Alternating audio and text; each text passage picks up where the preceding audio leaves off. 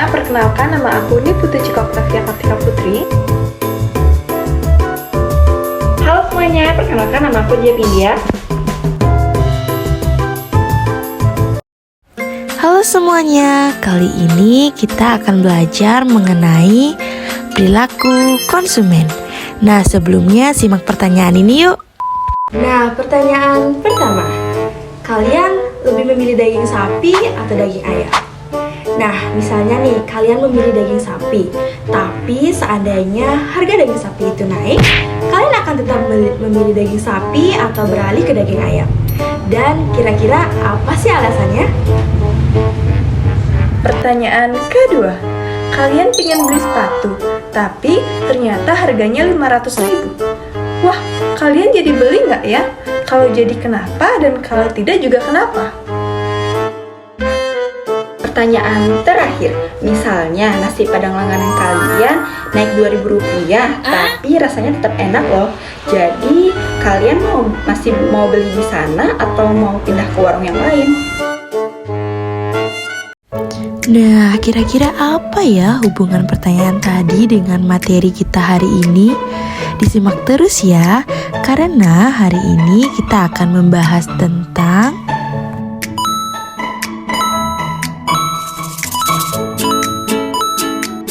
materi ini akan dibawakan oleh kelompok 3. Disimak ya.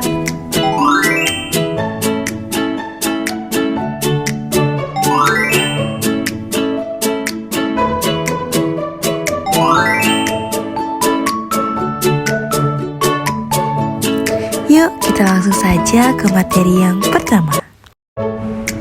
Halo semuanya. Nah, jadi di sini aku akan memaparkan apa sih yang dimaksud dengan perilaku konsumen itu. Nah, ingatkah kalian dengan pertanyaan pilihan di awal video tadi? Nah, jika kalian sudah memilih antara dua pilihan-pilihan tadi, itu sebenarnya kalian adalah perilaku dari seorang konsumen loh. Nah, menurut Kotler dan Keller, perilaku konsumen adalah studi tentang bagaimana individu maupun kelompok memilih, membeli, menggunakan, dan bagaimana barang dan jasa atau pengalaman nantinya akan digunakan untuk memenuhi kebutuhan dan keinginan yang mereka butuhkan. Nah, jadi perilaku konsumen merupakan cara seseorang dalam memilih suatu produk yang akan memberikan kepuasan maksimum dengan dibatasi oleh pendapatan atau harga barang. Nah, dalam hal ini, konsumen harus memilih seperti yang kalian lakukan di awal video tadi. Nah, nantinya pilihan-pilihan tersebut dibuat karena pilihan kita yang tidak terbatas, namun sumber daya kita yang terbatas.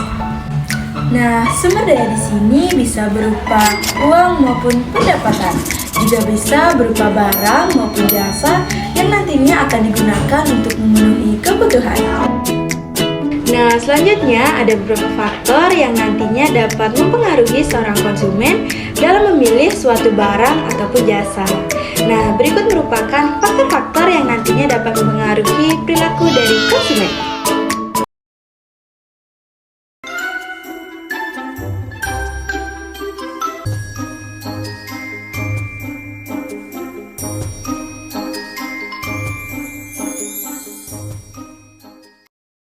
Faktor budaya. Seorang yang tumbuh dalam budaya yang sangat menghargai suatu merek tertentu, misalnya seperti Nike. Seorang cenderung memilih sepatu Nike karena merek tersebut sudah dianggap sebagai suatu simbol, status ataupun kualitas. Yang kedua yaitu faktor sosial. Nah, misalnya nih, kalian berada pada lingkungan pertemanan yang dimana teman-teman kalian suka banget nih ngajak ke salah satu restoran junk food yang berwarna merah dan kuning itu loh. Tahu kan ya? Nah, dari faktor lingkungan pertemanan ini bisa menjadikan perilaku konsumen kalian menjadi berubah, dimana kalian lebih suka makan di tempat daripada membawanya ke rumah. Ayo, kira-kira bakal lebih boros nggak sih? Nah, faktor yang ketiga yaitu faktor pribadi. di mana kebutuhan seseorang tentunya akan berbeda-beda, dan hal ini akan menyebabkan perilaku konsumennya juga ikut berbeda. Nah, misalnya seorang siswa pada saat sekolah online seperti dulu, mereka mungkin lebih memilih uangnya untuk dibelanjakan pakai data internet. Tapi kalau ibu-ibu biasanya lebih memilih uangnya untuk dibelanjakan beras guna memenuhi kebutuhan makan sehari-hari dari keluarganya. Nah, faktor yang terakhir yaitu faktor psikologi. Kalian masih ingat kan tentang pertanyaan tentang nasi padang yang naik Rp2.000 di awal video tadi? Nah, kemudian kalian misalnya memilih nih untuk tidak membeli di situ lagi karena harganya yang naik. Maka faktor hargalah yang nantinya akan mempengaruhi perilaku konsumen atau perilaku kalian dalam mengonsumsi sesuatu. Apakah harga tersebut mahal ataupun murah, maka harga itulah yang nantinya akan menentukan keputusan kalian jadi atau tidaknya membeli atau mengonsumsi suatu barang maupun jasa. Nah, itulah tadi penjelasan mengenai perilaku konsumen beserta faktor-faktor yang mempengaruhinya. Materi yang selanjutnya akan dibawakan oleh rekan saya. Sampai jumpa! Baik, selanjutnya kita akan membahas tentang teori yang digunakan dalam perilaku konsumen untuk menilai kepuasan atau konsumsinya terhadap barang ataupun jasa. Jadi teori ini biasa disebut dengan pendekatan kardinal dan pendekatan ordinal. Kita bahas satu-satu yuk, mulai dari pendekatan kardinal terlebih dahulu. Baik, jadi pendekatan kardinal adalah sebuah teori yang berdasarkan pada asumsi bahwa tingkat kepuasan yang diperoleh konsumen dalam mengkonsumsi barang ataupun jasa dapat diukur dengan satuan tertentu, seperti uang, jumlah, ataupun buah. Pendekatan kardinal erat kaitannya dengan hukum Gosen 1 dan hukum Gosen 2. Tapi sebelum kita membahas lebih lanjut tentang hukum Gosen, perlu diketahui dulu nih dua istilah penting dalam teori ini, yaitu total utility dan marginal hidup. Setelah utility atau utilitas total merupakan jumlah kepuasan yang diperoleh konsumen ketika mengkonsumsi barang atau jasa, sedangkan marginal utility adalah utilitas marginal adalah tambahan kepuasan yang dirasakan oleh konsumen ketika menambah konsumsi barang ataupun jasa. Nah, jadi kalau kalian masih bingung, langsung saja simak penjelasan dan contoh hukum Gosen 1 berikut ini. Pada hukum Gosen 1 menyebutkan bahwa apabila mengkonsumsi suatu barang atau jasa secara terus-menerus, pada awalnya dicapai kepuasan marginal tertinggi, namun semakin lama, kepuasan marginal tersebut akan semakin turun, bahkan bernilai 0 atau minus. Kondisi seperti ini sering disebut juga sebagai Dow Law of Diminishing Marginal Utility. Nah, jadi contohnya seperti ini. Misalnya, kalian merasa haus setelah berolahraga. Kemudian kalian memutuskan untuk minum air dari sebuah gelas. Anggap saja kepuasan kalian dalam minum air digambarkan pada tampil berikut. Pada gelas pertama, kalian merasakan nikmat sekali. Begitu pula dengan gelas kedua. Namun ketika mulai meminum lagi pada gelas ketiga, keempat, dan kelima, kalian sudah mulai semakin kenyang tuh sama airnya. Lama-lama, kalian sudah tidak merasakan nikmat dari minum air itu. Maka dari itu, marginal utility akan semakin menurun seiring dengan bertambahnya konsumsi air yang diminum setelah berolahraga. Selanjutnya, untuk hukum Gosen 2 menyatakan bahwa seseorang akan membelanjakan uangnya pada barang atau jasa yang bermacam-macam sampai dengan kepuasannya berada pada tingkat yang sama. Jadi, maksudnya dalam memenuhi kepuasan dari mengkonsumsi suatu barang atau jasa, seseorang itu dibatasi oleh uang yang dimiliki, sehingga dalam hal ini konsumen akan memenuhi kebutuhan berdasarkan pada tingkat intensitasnya. Kebutuhan yang bersifat primer seperti makanan, tempat tinggal, dan pakaian akan terlebih dahulu dipenuhi, baru kemudian kebutuhan yang bersifat sekunder atau kebutuhan tersier.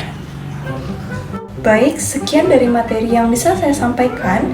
Materi selanjutnya akan dijelaskan oleh rekan saya mengenai pendekatan ordinal.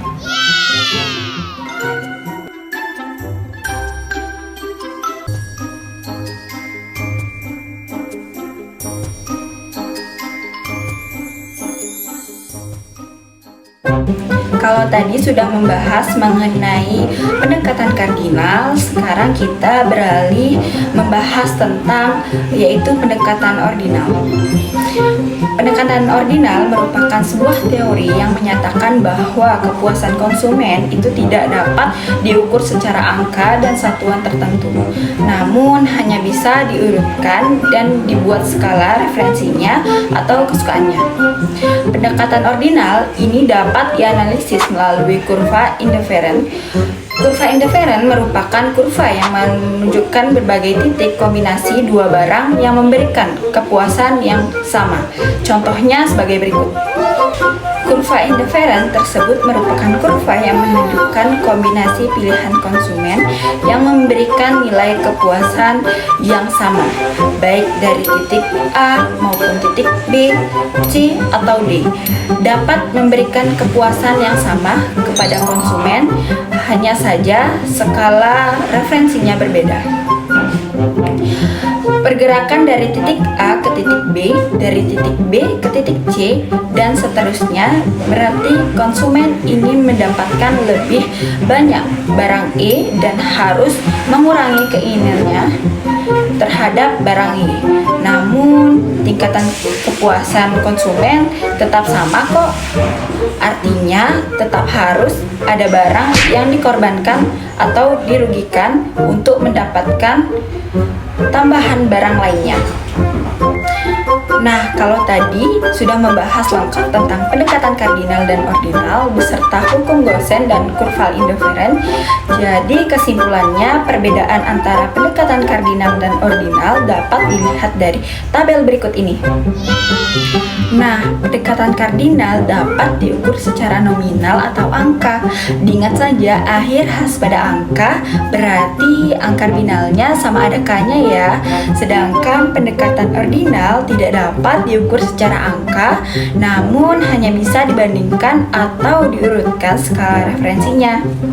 Pendekatan kardinal diukur menggunakan satuan putil, yakni dapat berupa beberapa rupiah, beberapa buah, beberapa gelas, beberapa piring, beberapa bungkus, atau satuan-satuan lainnya.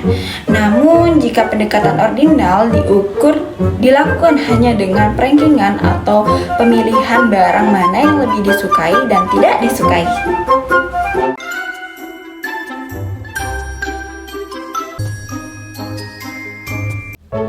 Halo semuanya, nah itulah tadi video pembelajaran singkat dari kami kelompok 3 dalam mempelajari apa sih itu perilaku konsumen. Nah, jadi di sini aku akan menjelaskan sedikit kesimpulan dari apa yang kita pelajari tadi, di mana perilaku konsumen adalah studi tentang bagaimana individu atau kelompok dalam mengambil keputusan, memilih, menggunakan, dan mengevaluasi produk atau jasa untuk memenuhi kebutuhan dan keinginan mereka. Nah, singkatnya, hal ini adalah ilmu yang mempelajari suatu sifat yang dimana konsumen nantinya berinteraksi dengan pasar. Nah, mengapa sih mempelajari perilaku konsumen itu sangat penting? Yang pertama yaitu untuk membuat strategi pemasaran yang efektif. Lalu yang kedua yaitu untuk memprediksi tren pasar. Dan yang terakhir untuk meningkatkan kepuasan pelanggan. Nah, perlu untuk diketahui bahwa memahami perilaku konsumen adalah kunci kesuksesan bagi setiap pembisnis. Dengan mengetahui faktor-faktor yang mempengaruhi kebutuhan konsumen dan mengikuti proses pengambilan keputusan mereka, maka perusahaan dapat membangun hubungan yang lebih kuat dengan pelanggannya dan nantinya akan mencapai tujuan bisnisnya bersama.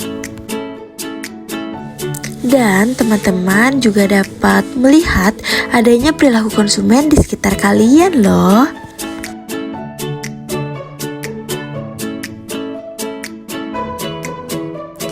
Nah, semoga dengan video pemaparan materi mengenai perilaku konsumen ini nantinya dapat memberikan manfaat bagi kalian dalam kehidupan sehari-hari. Dan terima kasih atas perhatian dan dukungan kalian sehingga kalian menonton video ini dari awal hingga akhir. Saya Astrid Monika sebagai moderator.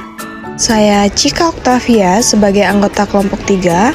Saya Jia Pindia sebagai anggota kelompok 3. Sampai jumpa.